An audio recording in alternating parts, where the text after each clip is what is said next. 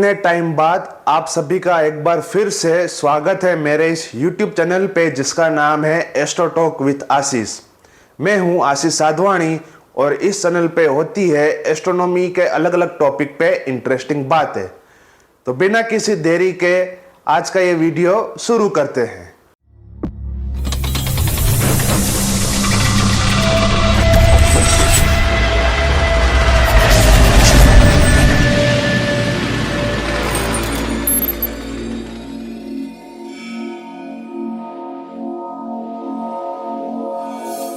ब्रह्मांड का सबसे डरावना, रहस्यमय, इंटरेस्टिंग और साथ ही अमेजिंग एक ऐसा सेलेस्टियल ऑब्जेक्ट जिसमें अगर लाइट भी एंटर करती है तो वो भी वापस एग्जिट नहीं हो पाती है। मैं बात कर रहा हूं ब्लैक होल्स की। ब्लैक होल्स की ग्रेविटी इतनी ज्यादा स्ट्रॉन्ग होती है कि लाइट के फोटॉन्स भी उसमें से एस्केप नहीं हो सकते। इस टाइप के सेलेस्टियल बॉडीज को थियोरेटिकल समझने के लिए हमें न्यूटन्स की क्लासिकल थ्योरी ऑफ ग्रेविटिविटी काम में नहीं आएंगी, बल्कि हमें काम में आएगा आइंस्टाइन का दिया हुआ 1915 में जनरल थ्योरी ऑफ रिलेटिविटी। क्योंकि आइंस्टाइन का नजरिया ग्रेविटी को देखने का बहुत ही अलग था न्यूटन से। स्पेस और टाइम से बना हुआ एक चादर है ब्रह्मांड का, और उस स्पेस और टाइम से बने हुए चादर में अगर कोई सेलेस्टियल बॉडी को हम रखते हैं तो उसकी वजह से उस स्पेस और टाइम से बने हुए चादर में एक डेंट क्रिएट हो जाएगा। तो जो डेंट क्रिएट होता है उसको ही आइंस्टाइन कहता है ग्रेविटी। ब्लैक होल्स तब बनते हैं जब एक मैसिव स्टार के मैसिव कोर अंदर की तरफ कोलैप्स हो जाते हैं। उसके बाद ब्लैक होल बनने के बाद ब्लैक होल के आसपास जितना भी मैटर होता है वो ब्लैक होल उस मैटर को धीरे धीरे एब्जॉर्व करना स्टार्ट कर देता है। लेकिन अगर वो ब्लैक होल किसी गैलेक्सी के सेंटर में क्रिएट होता है, इसका मतलब कि गैलेक्सी के सेंटर में डेंसिटी ऑफ मैटर बहुत हाई रहती है। इसका मतलब कि ब्लैक होल को एब्जॉर्व करने के लिए ज्यादा मैटर मिलेगा। इस वजह से ब्लैक होल कन्वर्ट हो जाते हैं सुपरमैसिव ब्लैक होल्स में। हमारे आकाश गंगा के बीच में भी एक सुपरमैसिव ब्लैक होल है जिसे एस्ट्रोनॉमर्स ने सेजिटेरियस ए का नाम दिया है। सेजिटेरियस ए 4 मिलियन गुना ज्यादा हैवी है कंपेयर टू आवर सन। लेकिन आए दिन ब्रह्मांड में एक से बढ़ के एक खुलासे हो रहे हैं। ब्लैक होल्स में भी बिल्कुल ऐसा ही हुआ। सुपरमैसिव ब्लैक होल्स के ऊपर भी एक टाइप के ब्लैक होल्स आते हैं जिसको एस्ट्रोनॉमर्स ने नाम दिया है ultra massive black holes. Ultra massive black holes का मास 10 से 100 बिलियन गुना ज्यादा है कंपेयर टू आवर सन। लेकिन यहाँ पे एक प्रॉब्लम है, और वो प्रॉब्लम ये है कि आज की जो थियरी है एस्ट्रोनॉमर्स की, theory of evolution and formation of galaxies, इसके अनुसार किसी भी ब्लैक होल को इतना टाइम नहीं मिला है इस ब्रह्मांड में कि वो अल्ट्रा मैसिव ब्लैक होल बन पाए। फिर भले ही वो ब्लैक होल बिग बैंग के बाद ही क्यों ना बना हो। थियरी और ऑब्जर्वेशन के बीच में जो ये कॉन्ट्राडिक्शन है, इसको रिजोल्व करने के लिए एक टीम एस्ट्रोफिजिसिस्ट की, उन्होंने जो एस्ट्रोनॉमिकल डेटा से तैयार किया गया एक हाइपोथेसिस है उसको आगे रखा। उनका ये कहना है कि अल्ट्रा मैसिव ब्लैक होल किसी भी एक सिंगल गैलेक्सी में नहीं बन सकता। यह तब ही बन सकता है जब 2 से 3 गैलेक्सीज जिसके बीच में सुपर मैसिव ब्लैक होल्स हो, वो अगर आपस में कोलाइड करे तो ही ultra massive black holes possible है। क्यों?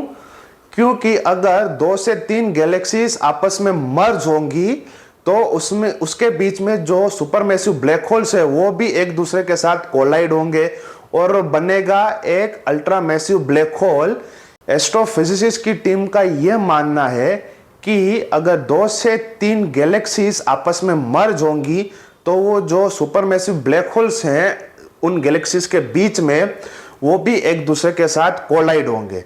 तो ये गैलेक्सीज मर्ज होंगी तो गैलेक्सी के बीच में जो मैटर की डेंसिटी है वो बहुत ही हाई हो जाएगी। तो इसका मतलब कि ब्लैक होल को मैटर ज्यादा मिलेगा, और जो 2 से 3 ब्लैक होल जो कोलाइड हुए हैं तो उस ब्लैक होल का भी rate of absorption of matter वो भी हाई हो जाएगा, यानी कि एब्जॉर्प्शन का रेट भी हाई ब्लैक होल का और डेंसिटी मैटर की वो भी हाई। तो इसी के साथ आगे चल के शॉर्ट टाइम पीरियड में ही वो सुपरमैसिव ब्लैक होल्स में से अल्ट्रा मैसिव ब्लैक होल बन जाएगा। चलो ये तो हुई थियरी की बात। अब हम फोकस करते हैं सिमुलेशंस पे। सुपरमैसिव ब्लैक होल मर्जर की इस थियरी को टेस्ट करना बहुत ही जरूरी था। तो इसे करने के लिए अमेरिका की एक एस्ट्रोफिजिसिस्ट की टीम, जिसको लीड कर रहे थे यूएन नी, उन्होंने एक सिमुलेशन को तैयार किया, गैलेक्सी फॉर्मेशन के सिमुलेशन को, और उसको नाम दिया गया एस्ट्रीड। एस्ट्रीड आज तक का सबसे बड़ा लार्जेस्ट कॉस्मोलॉजिकल सिमुलेशन है। तो इतने बड़े सिमुलेशन को रन करने के लिए एक सुपर कंप्यूटर की आवश्यकता थी। तो फ्रंटेरा यूएस में सुपर कंप्यूटर है जिसको कहते हैं टेक्सास एडवांस कंप्यूटिंग सेंटर, वहां पे इन्होंने इस सिमुलेशन को रन किया। इस सिमुलेशन में आज से 11 बिलियन साल पहले का जो यूनिवर्स था, उस यूनिवर्स को टारगेट किया गया, क्योंकि उस वक्त के ब्रह्मांड में rate of formation of stars, rate of formation of galaxies, rate of formation of galaxies merging, rate of formation of black holes, ये सब फॉर्मेशन अपने पीक पे थे।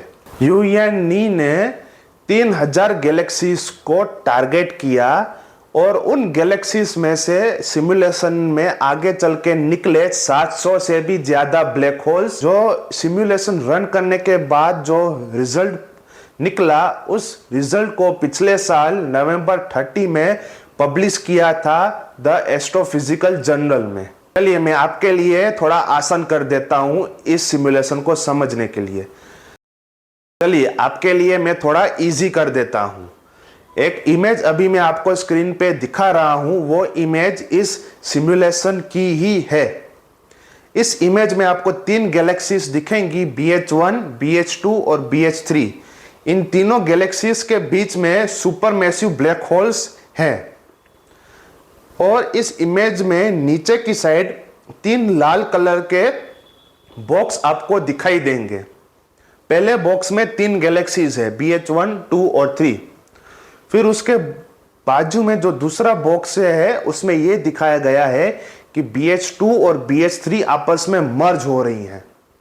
फिर तीसरे बॉक्स में यह दिखाया गया है कि जो BH2 और BH3 गैलेक्सीज मर्ज हुई वो फिर एंड में BH1 से मर्ज हो रही है। ये तीनों गैलेक्सीज मर्ज होकर बनती है एक अल्ट्रा मैसिव गैलेक्सी, यानी कि इस गैलेक्सी के बीच में मैटर की डेंसिटी बहुत ही ज्यादा हाई होगी। यानी कि इन 3 सुपरमैसिव ब्लैक होल्स को मैटर बहुत ही हाई डेंसिटी में मिलेगा एब्जॉर्ब करने के लिए। तो ये 3 सुपरमैसिव ब्लैक होल्स कुछ 100 मिलियन ईयर्स में रैपिडली ग्रो करेंगी। इनका growth 50 billion, 65 billion and 100 billion solar masses है। यानी 50 billion, 65 billion and 100 billion solar masses इनका ग्रोथ हुआ। लेकिन इतना ग्रोथ होने के बाद इनका ग्रोथ सिग्निफिकेंटली स्लो डाउन हो गया। यानी कि सिमुलेशन में ब्रह्मांड के जिस टाइम को फोकस किया गया था, यानी कि आज से 11 बिलियन साल पहले, वो साल इन्होंने एकदम परफेक्ट फोकस किया, क्योंकि उसी वक्त ब्रह्मांड के उसी वक्त में formation of stars, formation of black holes, formation of galaxies, merging of galaxies, merging of supermassive black holes अपनी चरम सीमा पे थे। और सिमुलेशंस रन करने के बाद जो रिजल्ट मिला वो रिजल्ट ऑब्जर्वेशन से मैच हो रहा है, क्योंकि अभी तक जो सबसे बड़ा ब्लैक होल एस्ट्रोनॉमर्स ने खोजा है उसका मास है 45 billion to 65 billion solar masses. सिर्फ इतना ही नहीं, सिमुलेशन में जो गैलेक्सीज हैं और ऑब्जर्वेशन में जो अल्ट्रा मैसिव ब्लैक होल की जो गैलेक्सी है, इन दोनों गैलेक्सीज की जो ल्यूमिनिसिटी है और स्ट्रक्चर है, ये दोनों भी मैच हो रहे हैं। चलिए आज का ये वीडियो हम यहीं पे समाप्त करते हैं। मिलेंगे अगले वीडियो में।